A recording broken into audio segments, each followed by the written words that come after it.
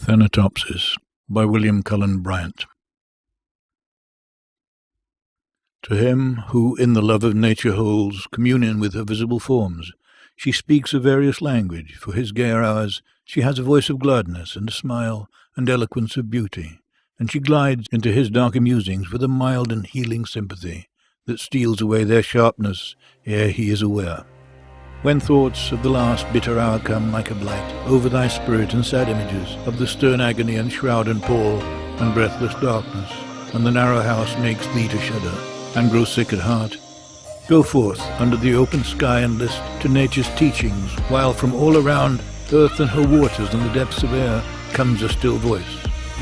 Yet a few days, and thee the all-beholding sun shall see no more in all his course, nor yet in the cold ground where thy pale form was laid, with many tears, nor in the embrace of ocean shall exist thy image. Earth that nourished thee shall claim thy growth, to be resolved to earth again, and lost each human trace.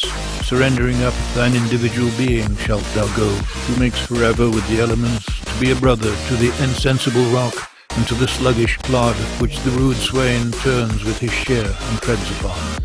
The oak shall send his roots abroad, and pierce thy mould. Yet not to thine eternal resting place shalt thou retire alone, nor couldst thou wish couch more magnificent. Thou shalt lie down with patriarchs of the infant world, with kings, the powerful of the earth, the wise, the good, fair forms and hoary seers of ages past, all in one mighty sepulchre. The hills rock-ribbed and ancient as the sun, the vales stretching in pensive quietness between the venerable woods, rivers that move in majesty, and the complaining brooks that make the meadows green, and pour round all old ocean's grey and melancholy waste, are but the solemn declarations all of the great tomb of man.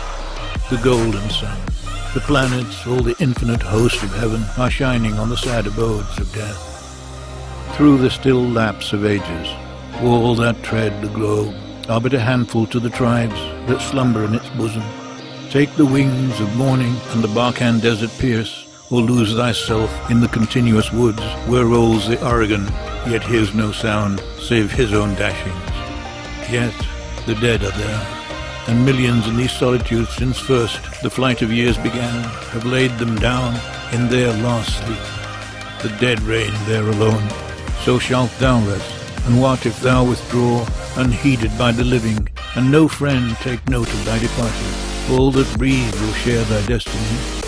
The gay will laugh when thou art gone, the solemn brood of care plod on, and each one as before will chase his favourite phantom. Yet all these shall leave their mirth and their employments, and shall come and make their bed with thee. As the long train of ages glide away, the sons of men, the youth in life's green spring, and he who goes in the full strength of years, matron and maid, and the sweet babe and the grey-headed man, shall one by one be gathered to thy side by those who in their turn shall follow them.